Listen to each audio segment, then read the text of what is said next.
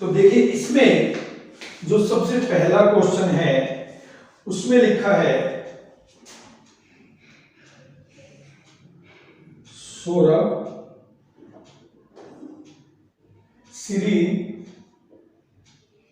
और सोमेश, ठीक है, पार्टनर्स हैं, प्रॉफिट शेयरिंग रेशियो बेटा 3:1, राइट। इसमें से सोमेश रिटायर हुआ, राइट, और न्यू प्रॉफिट शेयरिंग रेशियो दे रखे बेटा 3:2, न्यू रेशियो गिवन है 3:2। आपको बताना है गेनिंग रेशियो क्या होगा सौरभ और श्री का। तो गेनिंग रेशियो का फॉर्मूला होता है बेटा new ratio minus old ratio. तो सौरभ का निकाल लेना है, न्यू रेशियो है 3/5, ओल्ड है 3/6, श्री का है 2/5 माइनस 2/6, ठीक है।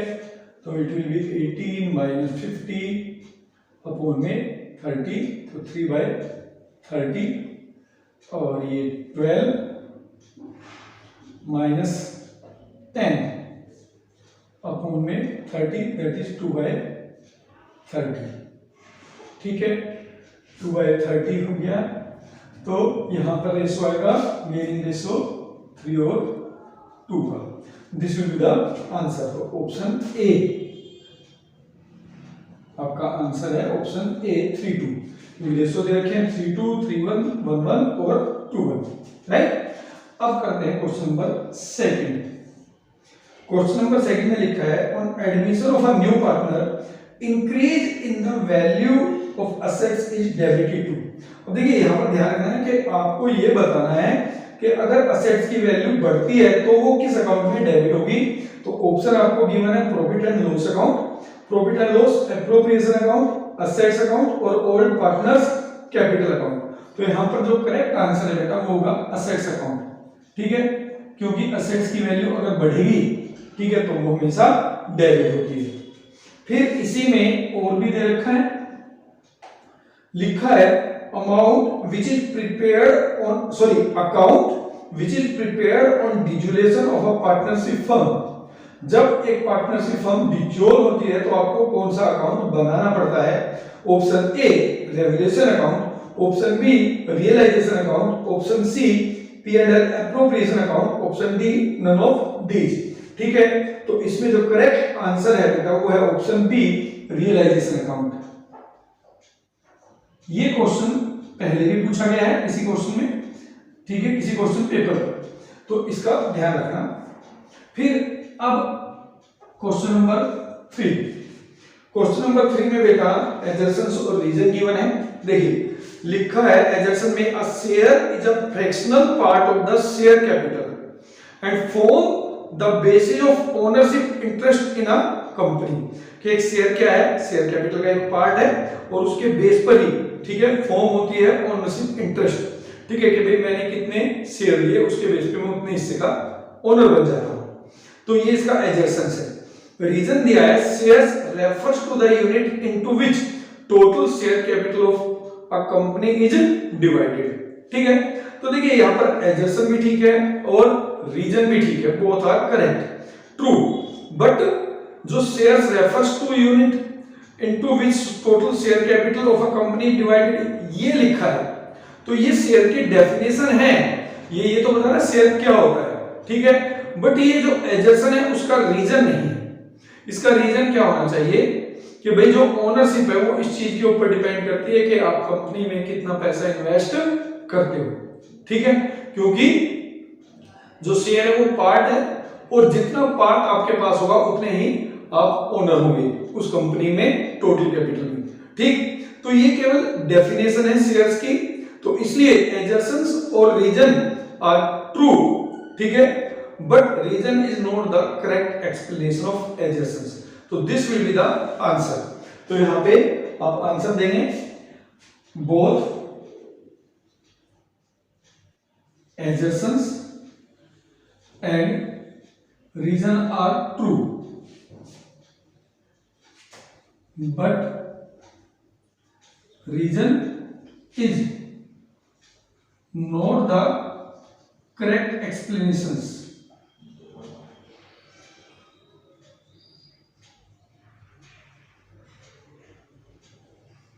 Of assertions. ठीक है, रीजन जो है करेक्ट एक्सप्लेनेशन नहीं है, क्योंकि ये केवल इसकी डेफिनेशन बता रखी है, ये नहीं बता रखा ऐसा क्यों होता है। फिर अब आते हैं बेटा, इसी में एक क्वेश्चन दिया है और में, reserve capital is not a part of. अब देखिए क्वेश्चन में क्या पूछा है, is not a part of. Option A authorised capital, option B subscribe capital, option C unsubscribe capital, option D issue capital. ठीक है, देखिए वैसे तो जो रिजर्व कैपिटल है वो पार्ट किसका होता है, सब्सक्राइब का होता है, और सब्सक्राइब किसका पार्ट होता है, इशूड का होता है, और इशूड किसका होता है, अथॉराइज्ड का। यानी इन तीनों का पार्ट रिजर्व कैपिटल हो सकता है, बट जो अनसब्सक्राइब कैपिटल है, ठीक है, उसका वो पार्ट नहीं होता है। तो इसमें जो करेक्ट आंसर है वो होगा ऑप्शन सी। ठीक है, अनसब्सक्राइब कैपिटल और वाले का, unsubscribe capital, option C is the answer. ठीक है, जो रिजर्व कैपिटल है, रिजर्व कैपिटल जिसको आप क्या कहते हो, अनकॉल्ड कैपिटल भी कहते हो, जो आपने मंगाया नहीं, जो आपने बचा के रखा है, ठीक है, वो अनसब्सक्राइब कैपिटल का पार्ट नहीं है। ठीक है, it is a part of subscribe capital, that part of subscribe capital which is not called by the company is called reserve capital. ठीक है, तो ये हो गया आपका बेटा क्वेश्चन नंबर 3। अब बात करते हैं क्वेश्चन नंबर 4 की। क्वेश्चन नंबर 4 में फिर आपको दिए हैं दो पार्ट।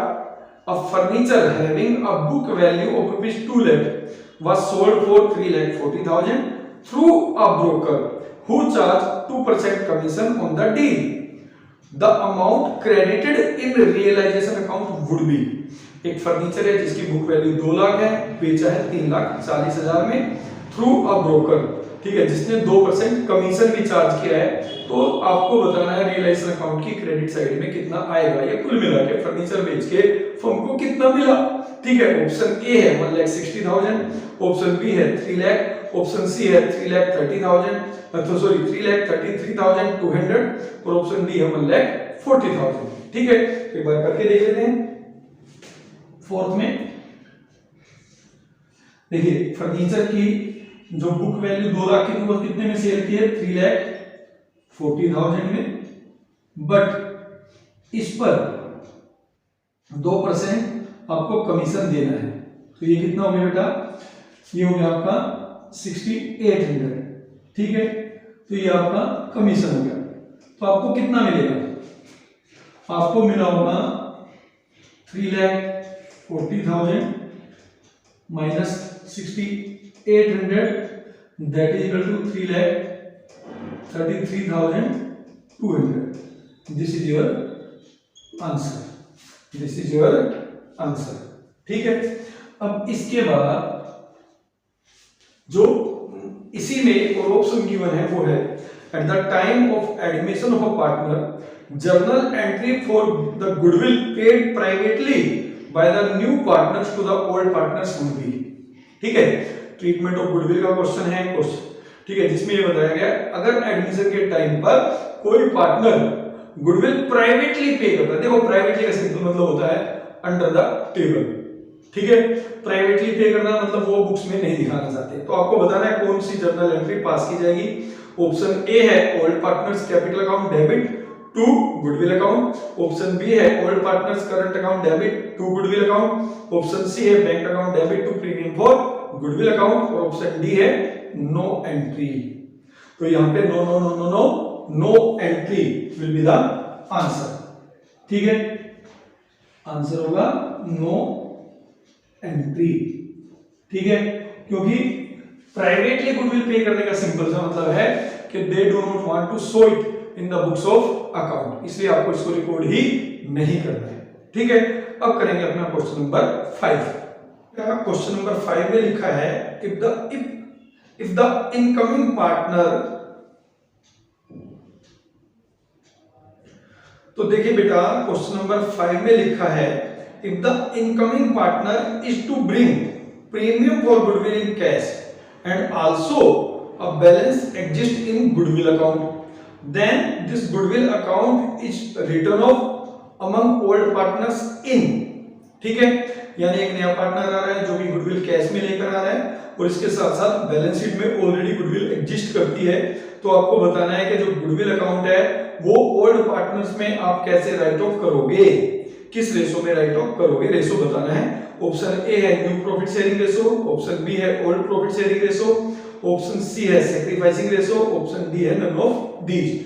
तो यहां पर जो करेक्ट आंसर होगा बेटा क्वेश्चन नंबर 5 का वो होगा old profit sharing ratio, old profit sharing ratio, ठीक है। अब यहां पर आपको दो चीजें ध्यान रखनी है। पहली चीज कि जो गुडविल है वो हमेशा राइट ऑफ करनी होती है अगर एग्जिस्टिंग गुडविल है तो, ठीक है, वो किसी भी चैप्टर में हो, either change in profit sharing ratio, admission, retirement और डेथ। अगर बैलेंस शीट में एग्जिस्टिंग गुडविल है तो सबसे पहले उसको राइट ऑफ करना है और किस रेशो में करना है, ओल्ड रेशो में करना है। एंट्री होती है old partners capital account debit to goodwill account, तो इन चीजों को आपको ध्यान रखना है, ठीक है।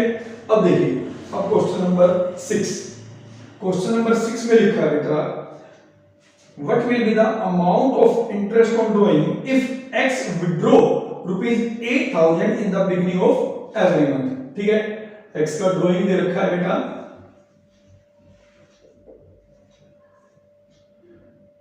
8,000 per month in the beginning of each month, ठीक है, फॉर 9 मंथ, और कितने मंथ तक है, 9 मंथ तक है, ठीक है। अब आपको ये ध्यान रखना है, अब तक हमने क्वेश्चंस किए हैं 6 मंथ वाले किए हैं, पूरे साल वाले किए हैं, ये है 9 मंथ का, ठीक है। तो अमाउंट ऑफ इंटरेस्ट आपको बताना है, इंटरेस्ट ऑन ड्रॉइंग, अगर rate of interest on drawing है 10% पर एनम, ठीक है। तो सबसे पहले तो ध्यान रखना बेटा, same amount withdrawn at the same time period है, तो यहाँ पे एवरेज पीरियड मेथड लगेगा। तो एवरेज पीरियड मेथड में हम कहते हैं interest on drawing is equal to total drawing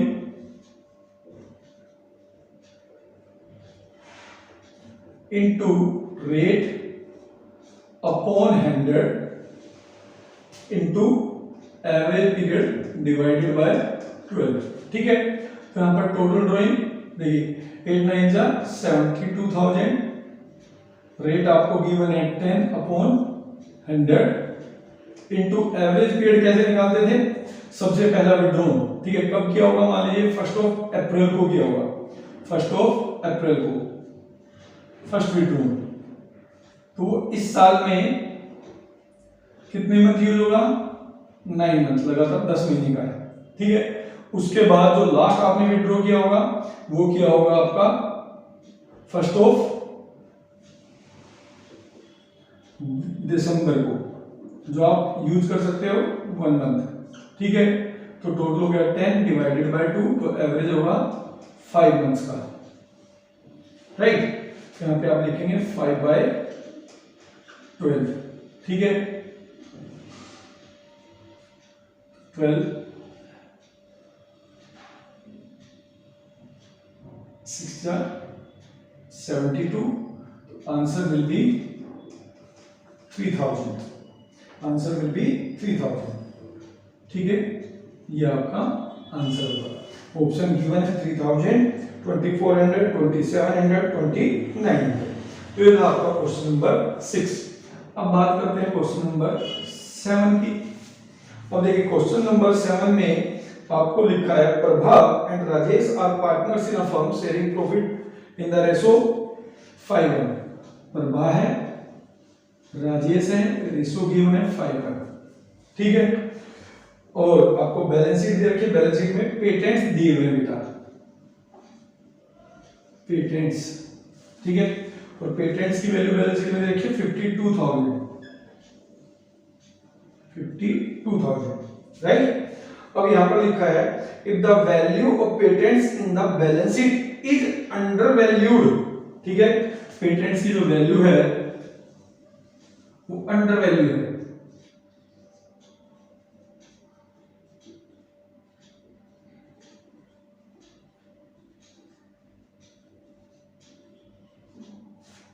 bye 14,000, 14,000 रुपए से अंडर वैल्यूड है। तो what value will be present और shown in the new balance sheet. तो नई बैलेंस शीट में आप कितनी वैल्यू दिखाओगे? देखिए 52,000 है कब? अंडर वैल्यूड होने के बाद। 14,000 अंडर वैल्यू शो किया हुआ है, तो टोटल वैल्यू कितनी दी होगी? 52,000 प्लस आपको करना पड़ेगा 14,000, तो दैट विल बी 66,000। ये आपका आंसर होगा। ठीक है, आपकी जितनी अंडर वैल्यूड है वो आपने ऐड कर दी। अब यहां पर क्वेश्चन नंबर 8, इसके भी दो पार्ट है बेटा। ठीक है, देखिए पहला है pick the odd one out. Odd one आपको पिक करना है। सबसे पहले सब्सक्राइब कैपिटल, बी है कोल्ड अप कैपिटल, सी है कैपिटल रिजर्व, डी है इशूड कैपिटल। तो देखिए इसमें जो बिल्कुल ओड है वो है कैपिटल रिजर्व, क्योंकि subscribe capital, called up capital, issued capital all are the forms of share capital. ठीक है, बट कैपिटल रिजर्व क्या है बेटा? कैपिटलाइज्ड नेचर ऑफ प्रॉफिट होता है। तो ओड वन हो गया आपका capital reserve.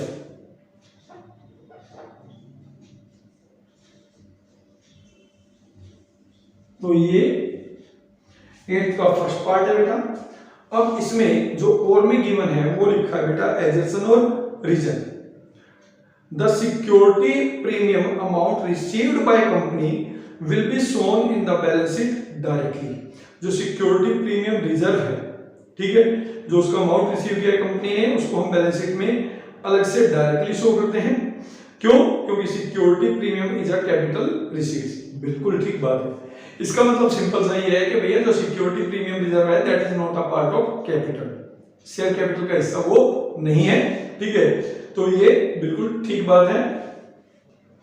Both assertion and reasons are true and reason is the correct explanation of assertion. दिखाने का रीजन यही है कि सिक्योरिटी प्रीमियम कैपिटल रिसीव्ड्स है। तो इसमें आंसर होगा both assertions and reason are true and reason is the correct explanations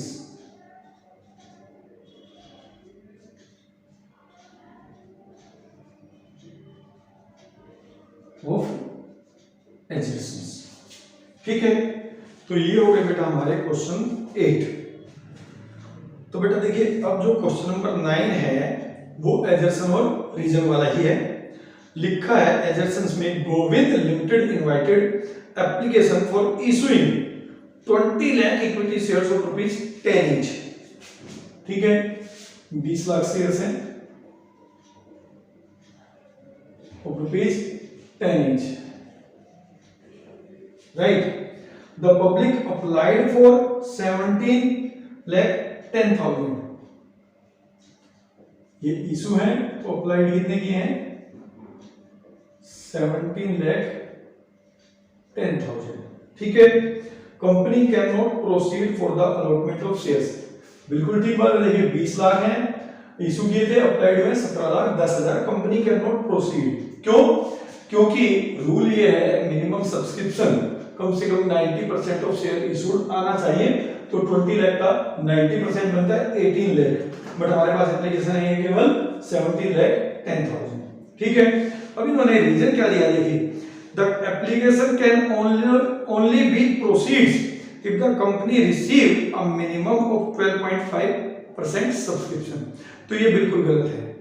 ठीक है, 90% ऑफ सब्सक्रिप्शंस एप्लीकेशन आनी चाहिए तभी कंपनी प्रोसीड कर सकती है, अदरवाइज नहीं कर सकती।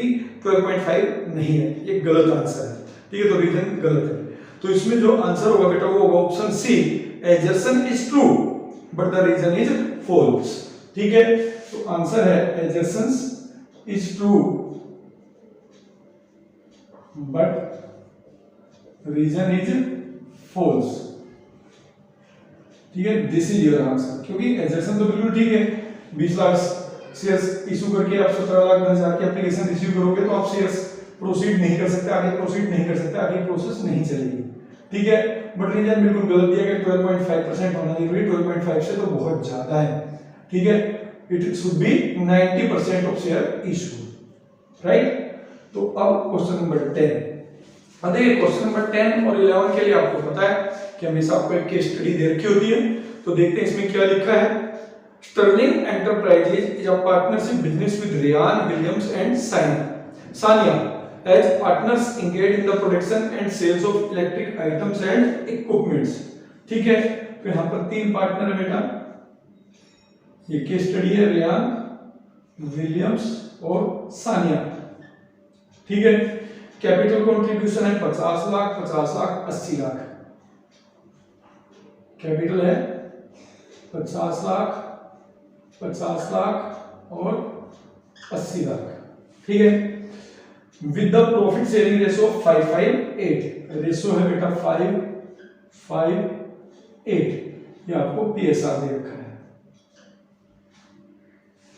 As they are now looking forward to expanding their business, it was decided that they would bring in sufficient cash to double their respective capitals। यानी उनको अपनी कैपिटल डबल करनी है। ठीक है, this was duly followed by Ryan and Williams। Ryan और Williams ने follow कर लिया, but due to unavoidable reason Sania could not do so।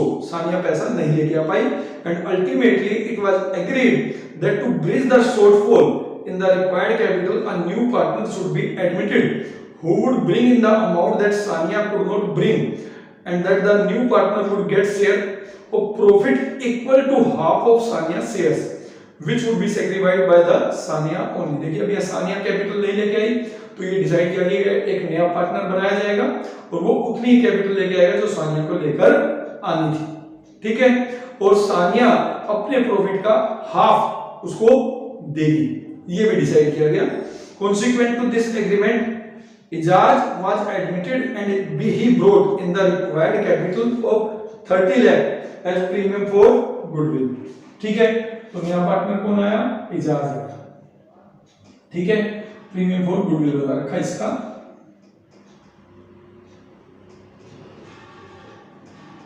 $30 lakh. ठीक है, वैसे आप पढ़ लेना, ये मैं आपको पीडीएफ में दे दूंगा। अब आपका जो क्वेश्चन पूछा गया है वो है what will be the new profit sharing ratio of Ryan, Williams, Sania and Ejaz. आपको न्यू प्रॉफिट शेयरिंग रेशो बताना है। ठीक है, तो यहाँ पे देखिए जो एजाज आया है he will get half of Sania. ठीक है, तो कितना लिया होगा एजाज ने? इसका कितना हो गया अपना 5, 5, 10, 8। तो 8/18 का हाफ एजाज को मिला है। ठीक है, तो ये हो जाएगा बेटा हाफ, सॉरी 8/36। ठीक है, तो 8/36 एजाज के पास होगा, तो 8/36 सानिया के पास होगा। बट इन दोनों का जो रेशो है वो तो सेम रहेगा। तो ये हो गया बेटा, पहले रेयान का हो जाएगा 5/18, विलियम्स का भी 5/18, बट सानिया का हो जाएगा 8/36 और एजाज का भी हो जाएगा 8/36। ठीक, तो यहाँ पे ये हो जाएगा 10/36, 10/36, 8/36, 8/36, दैट इज इक्वल टू 5, 5, 4, 4। ये आपका आंसर आना चाहिए। ठीक है, तो इसमें ऑप्शन है 5, 5, 4, 4, option number C, this will be the answer. ठीक है, अब बात करते हैं क्वेश्चन नंबर 11 की, जो कि इसी के स्टडी पे बेस्ड है। तो क्वेश्चन नंबर 11 में पूछा गया बेटा what is the amount of capital brought in by the new partner Ijaz. Ijaz कितना कैपिटल लेकर आएगा। ठीक है, अब देखिए अगर आपको यहाँ पर ध्यान हो तो बोला गया था कि भैया ये पार्टनर्स अपना बिजनेस एक्सपेंड करना चाहते हैं and they want to double the capital. ठीक है, तो इजाज हाफ हिस्सा ले रहा है और जितना कैपिटल सानिया को लेके आना था वो उतना ले लेंगे। तो सानिया की कैपिटल कितनी है? वो है 80 लाख। तो इसका डबल हो जाएगा। ठीक है, 1 करोड़ 60 लाख। ठीक है, तो ऑब्वियस सी बात है इसको 180 लाख और लेके आना था, बट वो 80 लाख नहीं ले गया, इसका हाफ और ले गया है एजाज ले गया है। ठीक है, तो that will be 80 lakh. Double करने के लिए सिंपल सी बात है भैया, 80 लाख और लेके आना था, सानिया को नहीं लेके आई, तो वो कौन लेके आएगा, एजाज लेके आएगा। तो 80 lakh will be the answer. तो ध्यान रखना, इसमें लिखा हुआ है, ठीक है, क्वेश्चन में ही दे रखा है कि भाई हमको कैपिटल डबल करनी थी, राइट। तो आई होप कि आपको जो मेरे क्वेश्चंस पेपर हैं जो पहले बनाए थे वो भी अच्छे लग रहे होंगे बेटा, और आई होप कि ये भी आपको अच्छा लगेगा। पीडीएफ आप जरूर देख लीजिएगा, पीडीएफ आप डाउनलोड कर सकते हैं, ठीक है, डिस्क्रिप्शन में पीडीएफ का लिंक मैंने दे रखा है। तो अब मिलेंगे अपनी नेक्स्ट क्लास में, तब तक के लिए बेटा जय श्री कृष्ण।